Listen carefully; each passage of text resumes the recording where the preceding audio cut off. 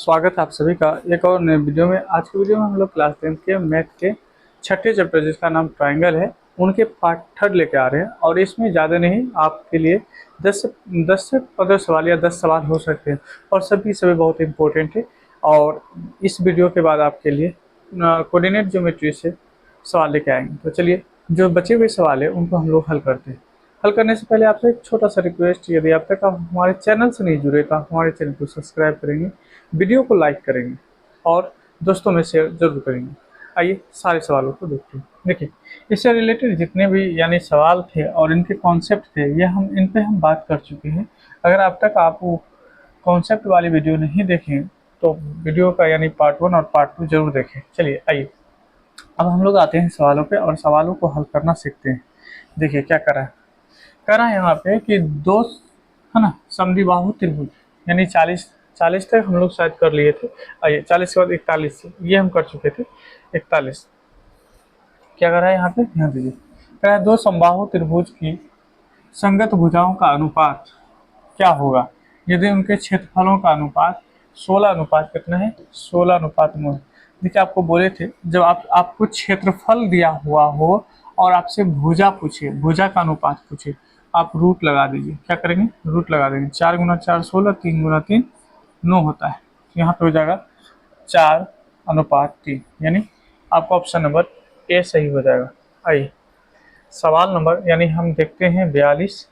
और यहाँ पे देखिए क्या करा है, यदि दो समरूप त्रिभुजों के क्षेत्रफल का अनुपात 64 अनुपात कितना दिया हुआ, 121 दिया है, 121। तो कह रहा है भुजाओं का अनुपात। देखिए क्षेत्रफल दिया हुआ है, पूछा क्या, भुजा है ना। आपको हम बताए थे कि क्षेत्रफल से जब भुजा पूछे, क्या चीज पूछे, भुजा पूछे, ठीक है। क्षेत्रफल से भुजा जाना है तो क्षेत्रफल वाले में रूट लगा दिया जाता है। ये 8 गुना 8 64 होता है, जैसे 8 गुना 8 64, ठीक है। और ये होता है 11 गुना 11 121, जिसका जोड़ा लग जाता है वो एक बाहर आ जाता है, ठीक है। तो यहाँ देखिए 8 अनुपात 11, इस ऑप्शन में 8 11, यानी 8 11 जो है आपका ऑप्शन नंबर ए में। आइए सवाल नंबर यानी हम लोग 43 देखते हैं। सवाल कर रहा है कि कुछ त्रिभुजों की भुजाएं नीचे दी गई है, पहचानिए कि इनमें से कौन समकोण को सूचित करता है। देखिए किस कोण जो है समकोण को सूचित करेगा। तो समकोण के लिए हम लोग जानते हैं कि इसको आरएचएस भी कहते हैं, है ना, आरएचएस भी कहते हैं, या हाइपोटेन्यूज है ना, इक्वल टू आपका परपेंडिकुलर प्लस बेस का स्क्वायर का सम होता है, याद रखिएगा। यानी एच स्क्वायर बराबर P square plus B square के इक्वल होना चाहिए, है ना। तो इसमें देखिए क्या है, आपको दिया गया है ए बी सी डी में, तो हम आपको डायरेक्ट बताने का प्रयास कर रहे हैं।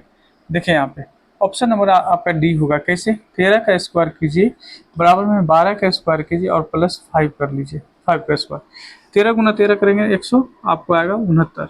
12 गुना 12 करेंगे 144, 5 गुना 5 25 होता है। दोनों को ऐड कीजिए, देखिए इसके बराबर है, इसके बराबर है, तो ऐड कीजिए 5 और 9, 4 2 6 और 1, दोनों बराबर है। इसका मतलब ऑप्शन आपका डी सही हो जाएगा।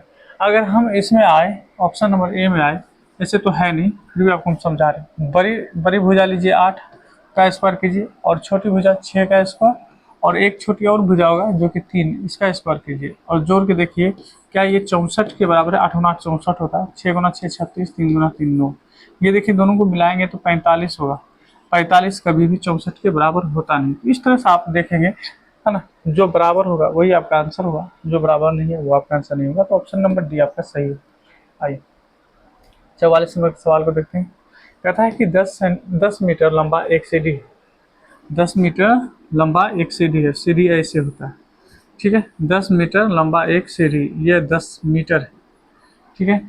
एक दीवार पर भूमि से 8 मीटर की ऊंचाई पर, मान लीजिए अगर ये हमारा भूमि है, ये हमारा भूमि है, इसकी जो ऊंचाई है, ये ऊंचाई ये कितना है, 8 मीटर ऊंचाई, ठीक है। ऊंचाई पर स्थित खिड़की तक, है ना, जाती है। दीवार के आधार की निचले सिरे की दूरी क्या होगी। अच्छा, कहने का मतलब क्या है, ये दिया हुआ है, ये दिया हुआ है, आपसे ये पूछा जा रहा है, आधार आधार पूछा जा रहा है। तो हम लोग जानते हैं, अगर इसको हम बी मान लें, हम लोग जानते हैं कि एच का स्क्वायर बराबर में पी का स्क्वायर प्लस बी का स्क्वायर होता है, ठीक है। अब देखिए एच कितना है, 10, 10 गुना 10, 10 का स्क्वायर कर लीजिए। पी कितना, 8, 8 का स्क्वायर कर लीजिए, बराबर में क्या है, बी का स्क्वायर, सॉरी बराबर प्लस में बी का स्क्वायर।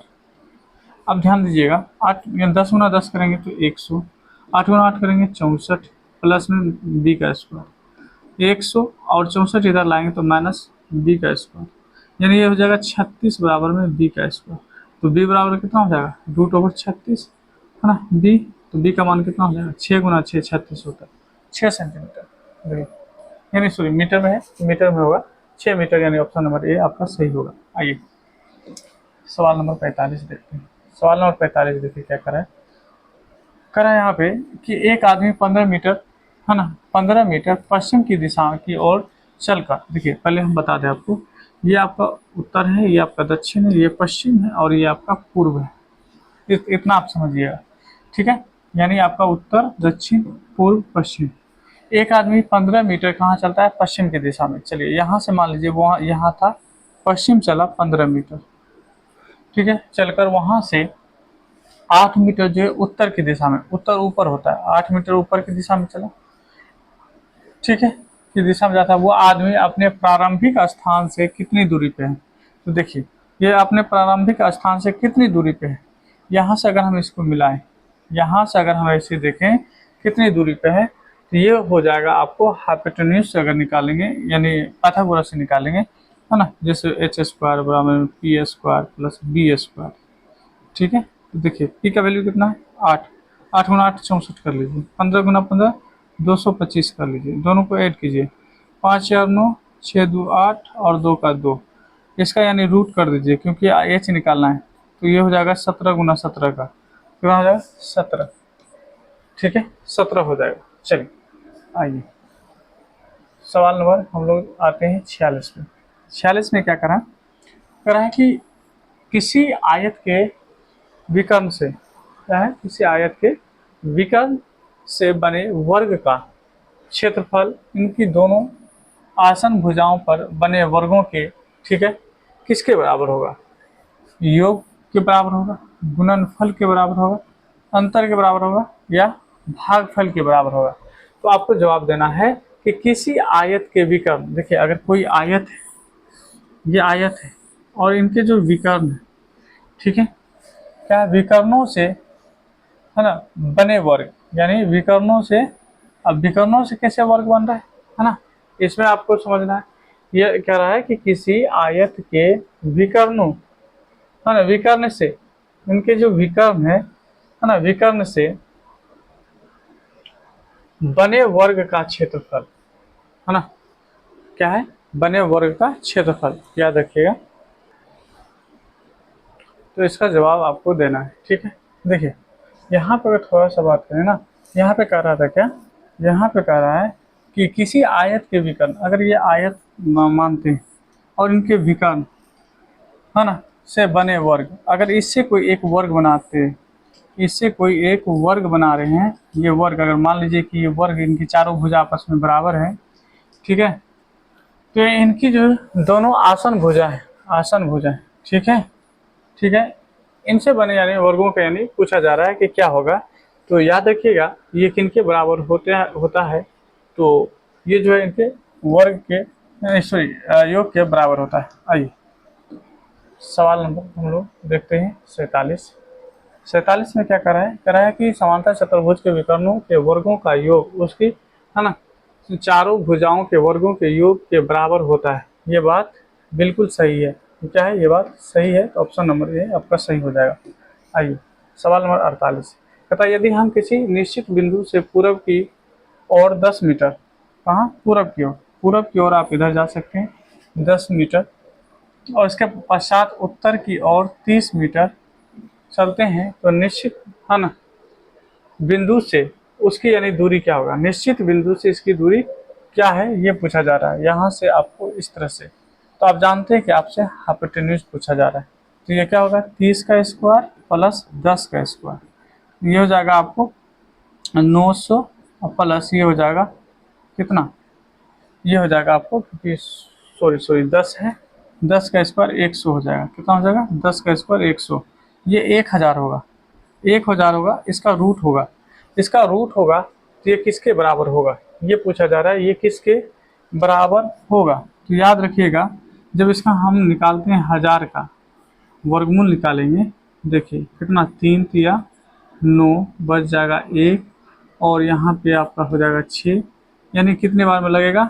यहाँ पे अगर आप ध्यान दें तो कितने बार में लग सकता है, अगर हम 2 से लगाएंगे तो हो जाएगा 62, 62 में 1 से ही लगेगा, यानी 31 दशमलव समथिंग होगा।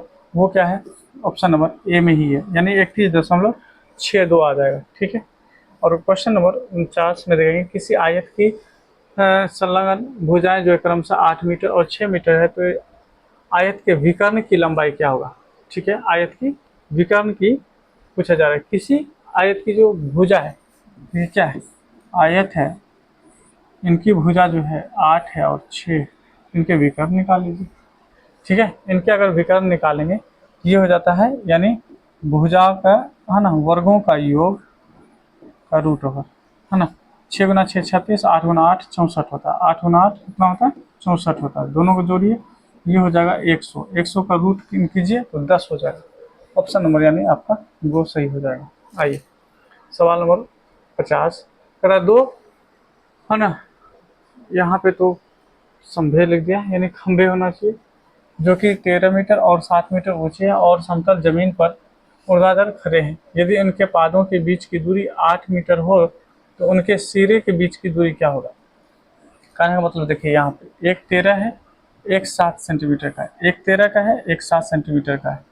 ठीक है, यहाँ से यहाँ तक जो इसकी बीच की, ये इसको 13 कर लीजिए, इसको कितना करेंगे 7 करेंगे, 7 मीटर। ठीक है, तो ये पूछा जा रहा है इसकी क्या यानी दूरी होगी ये, तो याद रखेंगे, है ना। यानी पादों के बीच की दूरी हो तो सिरों के बीच की दूरी क्या होगा, सिरों के बीच की दूरी क्या होगा, यहाँ से आप यहाँ तक कर सकते हैं। तो सबसे पहली बात है 13 में से अगर हम 7 घटा लेते हैं, 13 में से 7 घटाएंगे कितना आएगा 8, 7 6 13, 6 ये हो जाएगा, ये 8 हो जाएगा, ये आपका 10 हो जाएगा। क्या हो जाएगा 10 हो जाएगा। आप निकाल के देखेंगे। आज के वीडियो में बस इतना ही रखेंगे। अब नेक्स्ट यानी वीडियो आप लोगों के लिए नेक्स्ट यानी चैप्टर पे लेके आएंगे। मिलते हैं नेक्स्ट वीडियो में।